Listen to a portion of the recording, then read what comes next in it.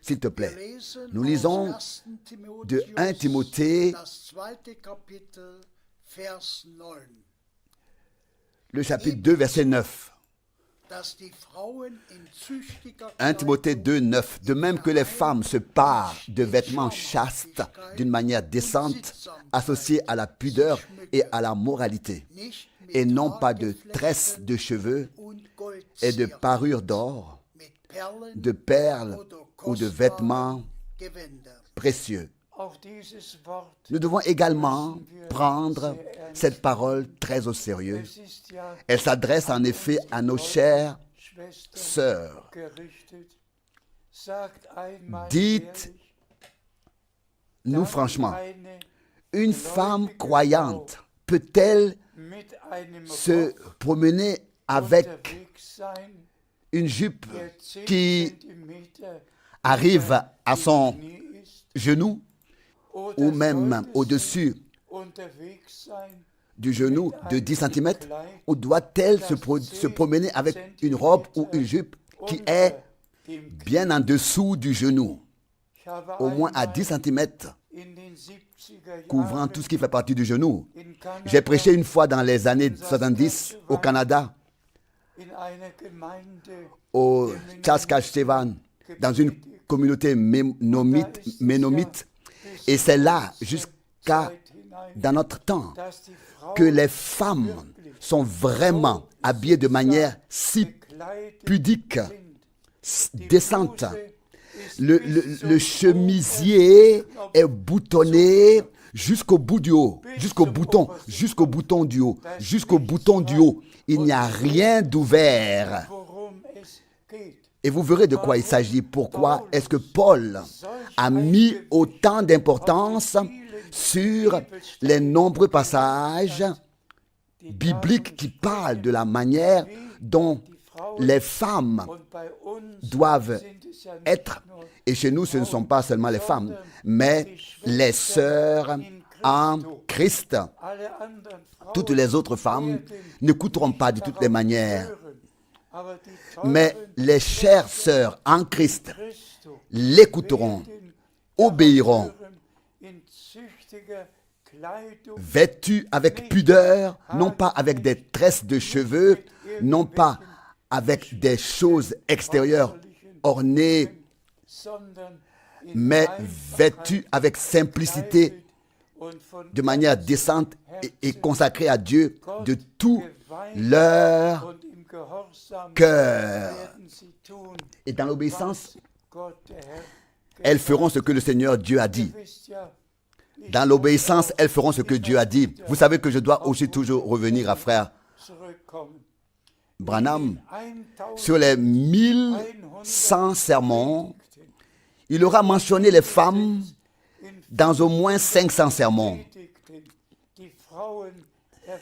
Et dans un instant, nous allons entendre pourquoi il devait le faire. Pourquoi il devait le faire.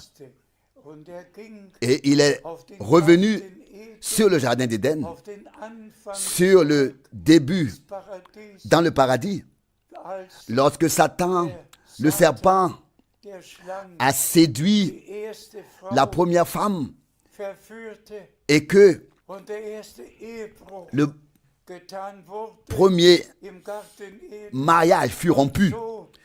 Le premier adultère a été commis dans le jardin d'Éden. La chute fut la chose la plus terrible que Dieu ait eu à vivre. Et qu'est-ce que c'était? Qu'est-ce que c'était? Juste parce qu'une femme s'était laissée aller à ce que l'ennemi avait à lui dire. Et déjà, la séduction n'était pas seulement dans les mots, en paroles, parce que ce que Dieu avait dit était remis en question. Dieu devait-il vraiment avoir dit? Aurait-il dit? C'est ainsi que l'ennemi s'adresse encore aujourd'hui à toutes les femmes et aussi à tous les hommes. Dieu aurait-il vraiment dit? Si tout ce qui est écrit ici dans la Oui, oui, Dieu l'a vraiment dit. Tout ce qui est écrit ici dans la Bible, dans le contexte dans lequel c'est écrit, c'est Dieu qui l'a dit.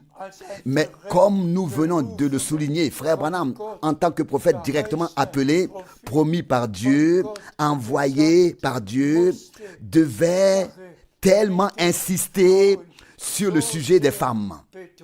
Et nous allons maintenant lire encore quelques passages bibliques, s'il te plaît. Nous lisons dans Matthieu, le chapitre 5, le verset 28. Moi, je vous dis, quiconque regarde une femme mariée avec convoitise a déjà commis l'adultère avec elle dans son cœur. Ça, ce sont les paroles de notre Seigneur lui-même. Ça, ce sont les paroles de notre Seigneur lui-même. Celui qui regarde une femme mariée avec convoitise a déjà rompu le mariage avec elle dans son fort intérieur. A déjà commis l'adultère avec elle. Et les adultères et les débauchés n'hériteront pas du royaume de Dieu. C'est l'un des péchés les plus horribles qui ait été commis sur terre. Et comme nous l'avons déjà dit, il remonte au jardin d'Éden, à la séduction du paradis, dans le paradis. Donc, le Seigneur lui-même l'a dit. Si un homme regarde une femme mariée pour la convoiter, et c'est pourquoi frère Branham a insisté sur le fait que les femmes ne doivent pas s'orner de choses, se maquiller, se mettre du vernis et ainsi se rendre belles avec des choses quelconques et ensuite les présenter aux hommes, car ce sont elles qui seront responsables de l'adultère pour s'être présentées ainsi. Continuons à lire. Nous lisons dans Lévitique, chapitre 20, verset 7. Sanctifiez-vous donc, Lévitique 20, verset 7, et devenez saints, car je suis l'Éternel, votre Dieu. Nous avons déjà insisté sur ce point et nous allons poursuivre notre lecture. S'il te plaît, nous lisons du même chapitre, maintenant le verset 8, Lévitique 20, verset 8. Observez mes statuts et mettez-les en pratique. C'est moi, l'Éternel, qui vous sanctifie. Observez mes statuts, mes commandements, car c'est moi, l'Éternel, qui vous sanctifie. Poursuivons notre lecture. Nous lisons de Lévitique maintenant le même chapitre, chapitre 20, maintenant le verset 10. De plus, si un homme commet un adultère avec une femme mariée, s'il commet un adultère avec la femme de son prochain, l'adultère et la femme adultère seront tous deux infailliblement punis de mort. Nous devons tous lire Lévitique 20 en entier. Un registre est dressé sur ce qui s'est passé et sur ce qui se passe, et que tous ceux qui se sont rendus coupables devaient être lapidés et subir la mort sur le champ. Sur le champ. Dieu est un Dieu saint et il exige de nous tous obéissance et sanctification.